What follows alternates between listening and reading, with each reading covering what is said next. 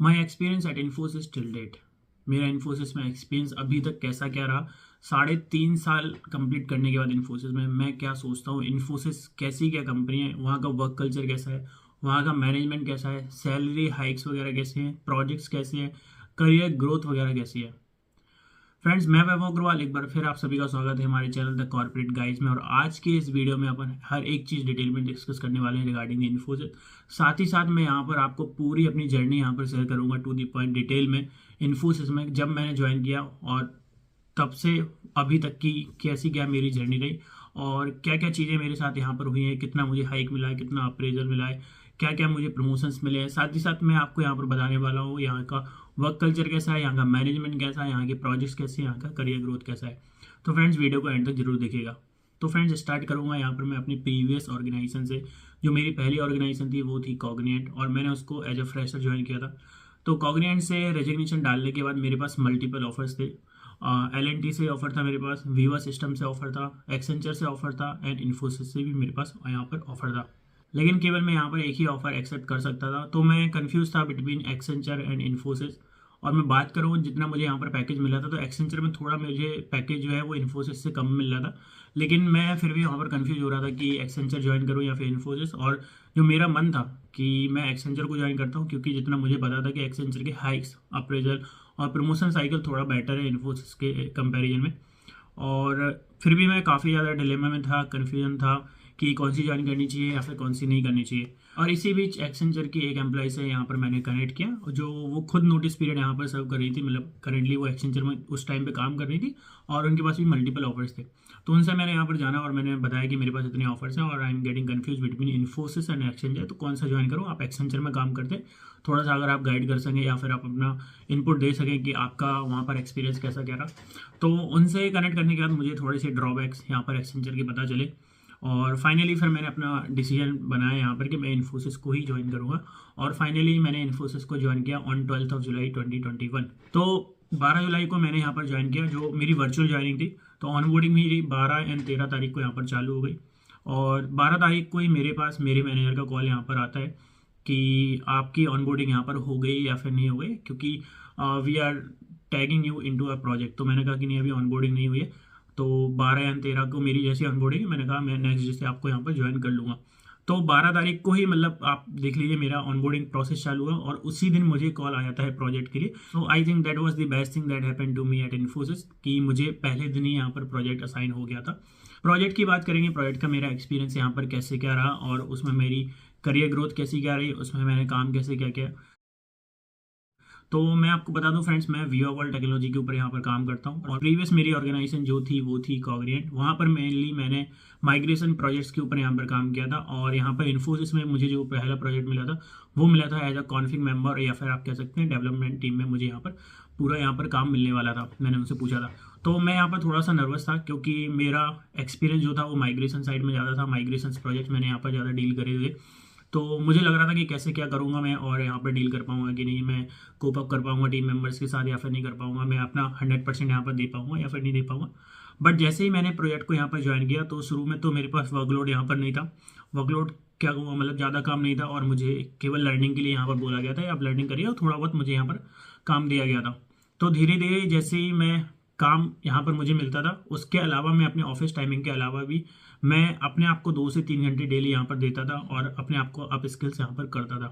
तो जिसकी वजह से मैं प्रोजेक्ट में अच्छे से सेटअप हो गया और मेरे जो टीम मेंबर्स थे वो भी बहुत ज़्यादा सपोर्टिव थे। अगर मैं कहीं पे फंस रहा हूँ और कोई मुझे दिक्कत आ रही है डेवलपमेंट में या फिर कॉन्फिग साइड, तो वो लोग मुझे यहाँ पर गाइड करते थे। मेरे मैनेजर भी मुझे यहाँ पर गाइड करते थे। मेरे क्लाइंट था एस्ट्राजेनेका और जो बिजनेस पीपल थे वो बहुत ज़्यादा अच्छे थे और उनके साथ कम्युनिकेशन वगैरह यहाँ पर अपना सब कुछ सही चल रहा था। तो उनके साथ भी ज़्यादा मुझे यहाँ पर दिक्कत वगैरह यहाँ पर नहीं हुई। तो यहाँ पर मेरा सब कुछ अच्छे से यहाँ पर मैनेज होता जा रहा था और स्लोली मतलब मैं बहुत अच्छा हो गया कॉन्फिग टीम में और डेवलपमेंट वगैरह मेरा काफ़ी अच्छा यहाँ पर हो गया। तो उसके बाद मुझे एज अ टीम लीड, मतलब आप कह सकते हैं कॉन्फिग टीम लीड करने को मुझे यहाँ पर मिला आफ्टर 1.5 ईयर आई थिंक।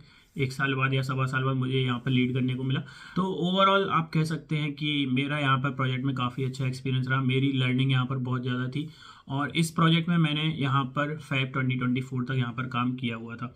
साथ ही साथ मैंने एक और प्रोजेक्ट में इन लोगों ने मुझे बीच में टैग कर दिया था, आई थिंक 4 से 6 महीने के लिए। वहाँ पर भी मुझे as a senior conflict team member वहाँ पर डाला हुआ था 4 से 6 महीने के लिए। तो वो भी मैंने बीच में वहाँ पर काम किया था दूसरे मॉडल के ऊपर वी वर्ल्ड में। फ्रेंड्स ये मेरा एक्सपीरियंस था पहले प्रोजेक्ट का Feb 2024 तक का। और बीच की कुछ और जर्नी है वो मैं आपको एक्सप्लेन करूंगा। यहाँ पर बात कर लेते हैं सबसे पहले हाइक एंड अप्रेजल की, कि हाइक एंड अप्रेजल यहाँ पर कैसे क्या हुआ मेरे साथ। तो फ्रेंड जैसा मैंने आपको बताया कि मैंने यहाँ पर कंपनी को ज्वाइन किया था जुलाई 2021 में, 12 जुलाई 2021 को मैंने ज्वाइन किया था। और 6 महीने का मेरे ख्याल से मेरा प्रोबेशन पीरियड था, और उसके 3 महीने बाद ही यहाँ पर मुझे सबसे पहला यहाँ पर प्रोग्रेशन मुझे मिलता है। तो प्रोग्रेशन में आपको ऑलरेडी प्रीवियस वीडियोस में बता चुका हूँ, और डिटेल में अगर आपको याद है तो आप उस वीडियो को रेफर कर सकते हैं। तो मैं आपको फिर से एक बार शॉर्ट में यहाँ पर बता दे रहा हूँ। बाकी प्रोग्रेशन यहाँ पर जब भी इन्फोसिस में होता है तो आपका यहाँ पर सैलरी यहाँ पर नहीं बढ़ता है, आपका हाइक नहीं होता है, केवल आपका एक लेवल यहाँ पर बढ़ जाता है। तो मैंने इन्फोसिस को ज्वाइन किया था एज ए एसोसिएट कंसल्टेंट, और प्रोग्रेशन के बाद मेरी जो डिजिग्नेशन थी वो हो गई थी सीनियर एसोसिएट कंसल्टेंट। अब हाइक की बात कर लेते हैं फ्रेंड्स, ये मेरा प्रोग्रेशन हो गया, प्रमोशन मुझे यहाँ पर कुछ नहीं मिला। अब हाइक की बात करूँ फ्रेंड्स तो 2 साल तक इन्फोसिस में मुझे कोई हाइक नहीं मिला। और ऐसा नहीं है कि केवल मुझे हाइक नहीं मिला, यहाँ पर किसी को हाइक नहीं दिया गया, क्योंकि कंपनी की जो ग्रोथ थी लास्ट 1 and 2 ईयर्स में उस टाइम पे थोड़ा सा कम हो रही थी, जिसकी वजह से अप्रेजल यहाँ पर सबके रोक दिए गए थे।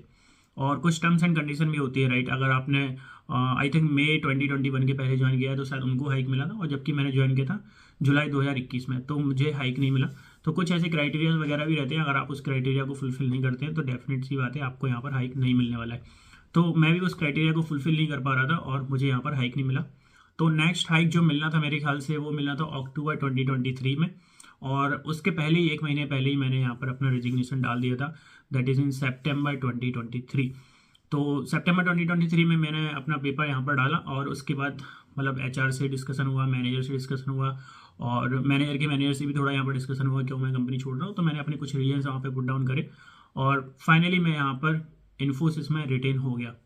तो इन्फोसिस में रिटेन हो गया कुछ टर्म्स एंड कंडीशन पे, और उसके बाद मेरा एक कंपनी स्टैंडर्ड पे मेरा यहाँ पर हाइक हुआ, जो सबका होना था। मैंने आपको बताया कि अक्टूबर 2023 में यहाँ पर हाइक होना था, वो मेरा हाइक हुआ। यहाँ पर मैंने पेपर अपने वापस ले लिया।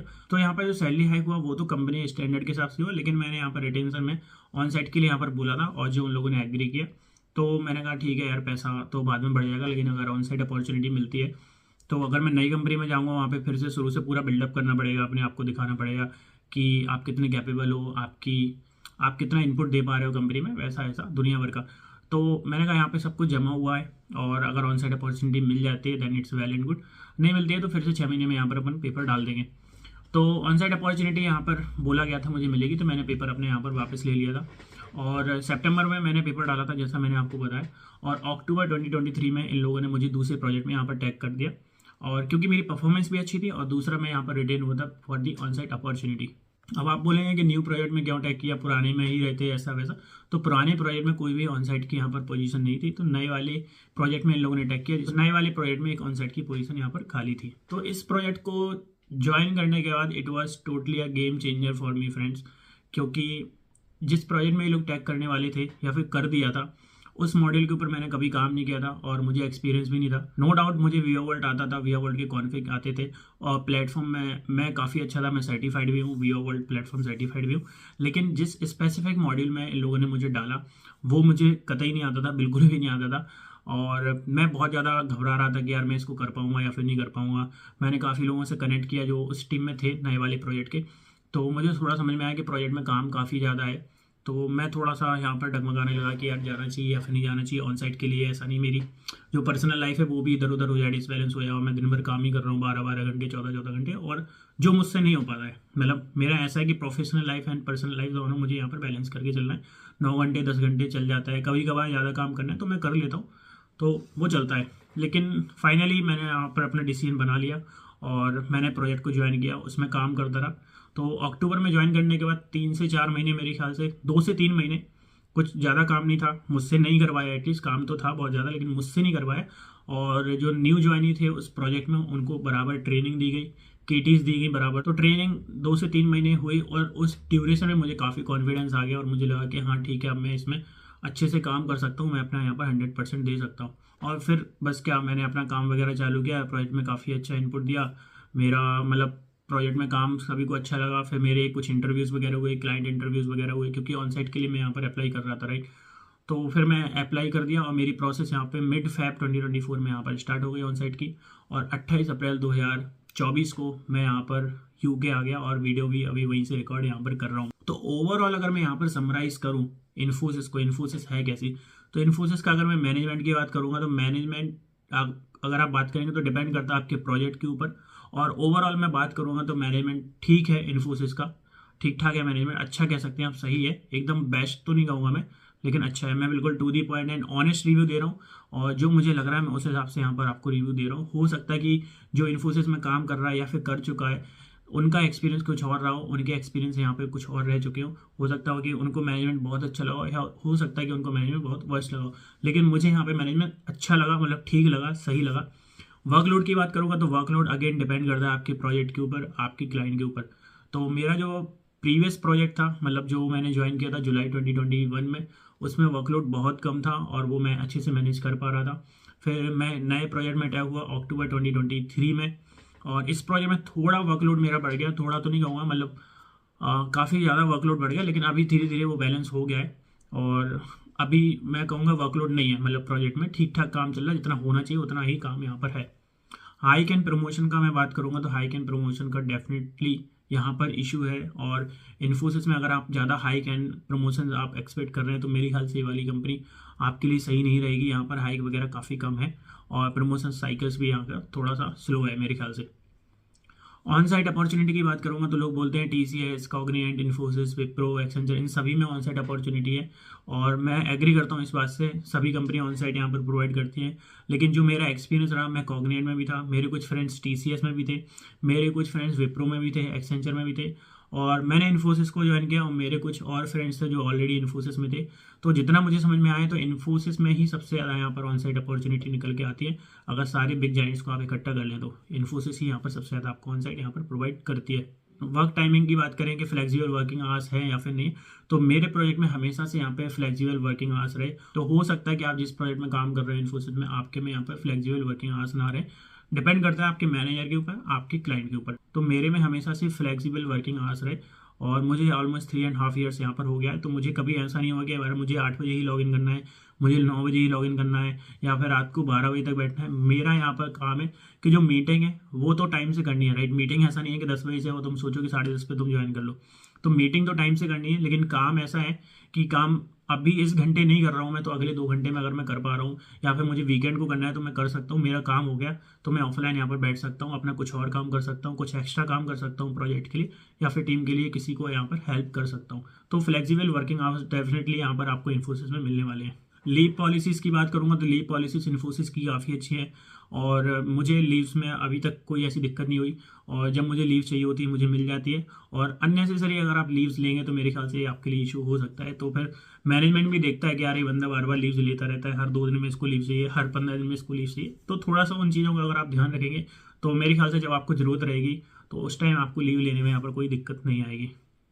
प्रोजेक्ट्स की बात करूँगा फ्रेंड्स, तो प्रोजेक्ट्स यहाँ पर काफ़ी अच्छे हैं, और डेवलपमेंट के, सपोर्ट के, टेस्टिंग के, और कुछ और टेक्नोलॉजीज जो मार्केट में हैं, ML, AI, या फिर फ्रंट एंड में जो टेक्नोलॉजीज अभी चल रही हैं, तो उनमें भी काफ़ी अच्छे प्रोजेक्ट्स यहाँ पर इन्फोसिस में है मेरे ख्याल से, जितना मुझे आइडिया। तो लर्निंग एंड करियर ग्रोथ भी यहाँ पर आपका अच्छा होने वाला है, क्योंकि ओवरऑल यहाँ पर प्रोजेक्ट्स काफ़ी अच्छे हैं। अवार्ड्स एंड एप्रिसिएशंस भी इन्फोसिस टाइम टू टाइम यहाँ पर लोगों को प्रोवाइड करती रहती है। तो फ्रेंड्स ये थी मेरी पूरी जर्नी अभी तक की इन्फोसिस में, और मैंने पूरी डिटेल में यहाँ पर आपको बताया। साथ ही साथ मैंने यहाँ पर आपको शेयर किया कि इन्फोसिस हर एक फील्ड में यहाँ पर कैसी है, लाइक फ्लेक्सिबल वर्किंग आवर्स हैं या फिर नहीं है, हाइक कैसा है यहाँ पर, मैनेजमेंट कैसा है, करियर ग्रोथ कैसा होने वाला है, प्रोजेक्ट्स कैसा है, ईच एंड एवरीथिंग यहाँ पर मैंने आपके साथ शेयर किया है। फ्रेंड्स स्टिल आपको कोई डाउट रहता है या फिर आप कुछ पूछना चाहते हैं, आप हमें कमेंट कर सकते हैं on this video, and I will try to answer them. Friends आज की वीडियो में बस इतना ही, मिलते हैं नेक्स्ट वीडियो में। Thank you.